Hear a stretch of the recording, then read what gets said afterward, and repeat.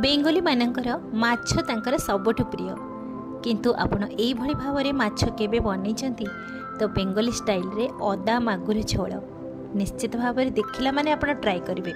मु तो जेबेठू खाई तो मु सब बळे एई भली बनाउची कहीं इतनी टेस्टी बनब अल्प मसला रे ही बनब। तो चलतु बेंगली स्टाइल रे अदा मागुर बनैबा। वीडियोटी आशा करुच्ची आपण मानकु निश्चित भाव में पसंद आसिबो। अदा मागुर बनैबा मुझे गोटे कढ़ई नहीं से मात्र गोटे चम्मच सोरिष तेल से गोटे बड़ आलू को चोपा छड़ी यही भाव में लंबा लंबा करी काटी आपण मन पसंद रे काटी पारिबे। आलू को भलसे गोल्डन कलर हैला पर्यंत मु भाजी आनी आलू को एबे आमे गोटे प्लेट को काढ़ी आनिबा। तो जेतिकी बळका तेल रहिला से तेल रे मु एठी 2 रु 3 चम्मच अदा बटा से आड करुची। एतिकी अदा बटारे आज आमे मागुर बने आउ ए अदा बटाटा केते बेले ऐड करबा आपण माने वीडियो को फुल देखंतु जाईकी तापरे पूछि परिबे। तो एठी अदा मसला कषा हे गला। तो एबे अदा को आमे गोटे छोट बाउल को काढी आनिबा। तो एबे आमे अदा बटा को साइड रे रखिबा। मागुर माछ बनैया मुझे नहीं 6 पीस मागुर माछ को भलसे धोई मुझे स्वाद अनुसार लुण हलदी गुंड अल्प किछि लंका गुंड सोरिष तेल देके मुझे भलसे मिक्स कर आनी। लंका गुंड मु राग वाला नहीं कलर वाला लंका गुंड नहीं जेहेतु माछ भाजिले तार टिके कलर भल आसीबो।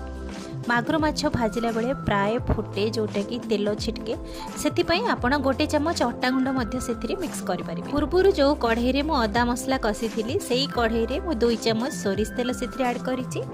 तेल को भलसे कढ़ई सारा यही भाव में भलसे लगे ने जोटा कि माछ जमा लगे।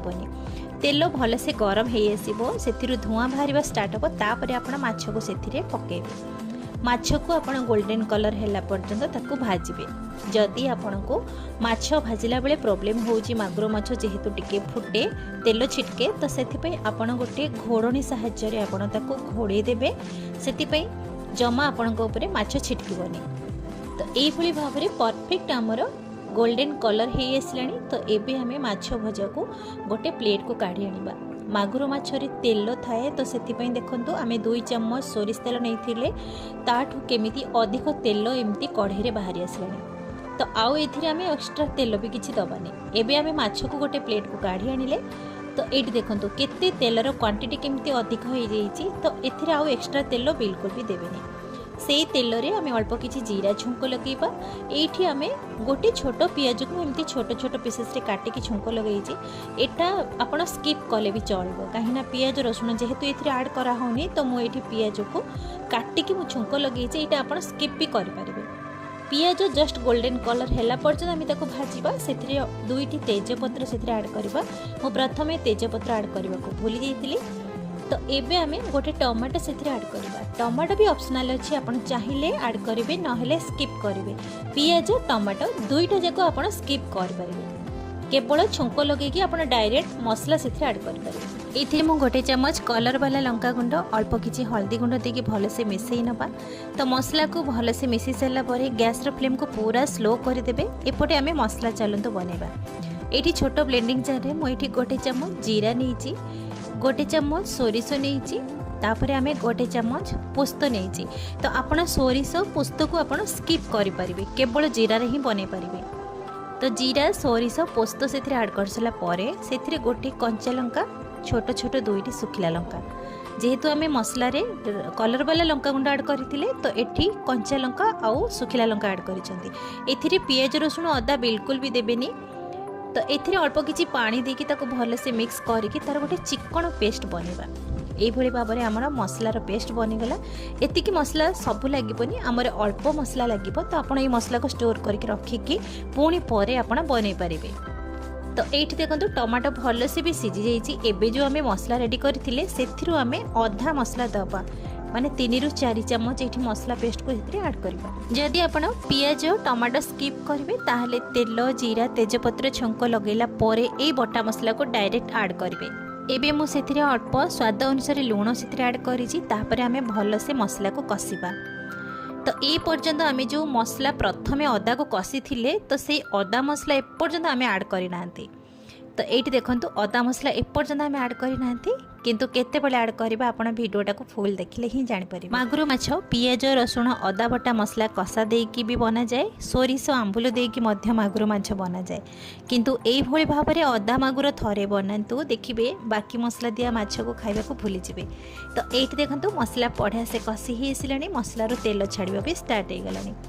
तो एबे आमे एठी ऐड करबा आपनक क्वांटिटी अनुसार आपण ग्रेवी रखिबे जेतिकी सेतिकी ही एठी पानी ऐड करिवे, ठंडा पानी किंबा गरम पानी मध्य ऐड करबे। तो मु एठी ठंडा पानी ऐड करिछि। एबे आमे सब जिंस को भले से मिक्स करबा आ ग्रेवी को फुटिबा पई छाड़िबा। ग्रेवी भले से फुटी आसिले आमे सेथिरे ऐड करबा भाजी की रखिथिबा आलू। मु भाजिला बेले आलू को भले से सिझे देइथिली, तो एमिति ग्रेवी रे बेसी समय लागिबोनी सिझिबा पई। एठी आलू को ऐड करसला परे अल्प समय ताको टिके फुटिबा पई छाड़िबा। तापरे आमे भाजी की रखिथिबा माछ को ऐड करबा। आपण जेतिकी पीस माछ ऐड करिवे से अनुसार एठी ऐड करि परिबे। तो माछ ऐड करसला परे ए जो अदा बटा मसलाटा आमे जो कषि की रखिथिले, तो एबे आमे सेथिरे ऐड करबा। एबे अदा मसला ऐड करसला परे भले से ग्रेवी सहित मिसई नबा। एमती आपण अदा मागुर थरे बनइबे ना, देखिबे बहुत ही टेस्टी बनिबो, आपण विश्वास भी करि परिबेनी।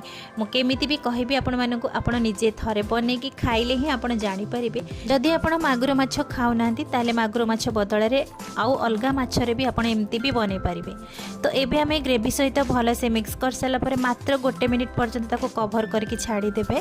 बेसी समय कवर करिवेनी, काहेकि ना माछ भले से माने सिझी गले ग्रेवी सहित घांटी ही जिवो। तो 1 मिनिट पर ये देखंतु कभर मु काढ़ी सारा पर माछर कलर केमिति आसीची आ तार ग्रेवीर टेक्सचर केमिति आसीची। एथिरे आमे अलगा मसला भी किछि ऐड करि नांती। एठी मात्र 1 चम्मच पाखापाखी गरम मसला ऐड करबा आ लास्ट को 1 चम्मच कंचा सोरिष तेल टिके ऐड करि देबे। तापरे गैस रो फ्लेम को बंद करि देबे।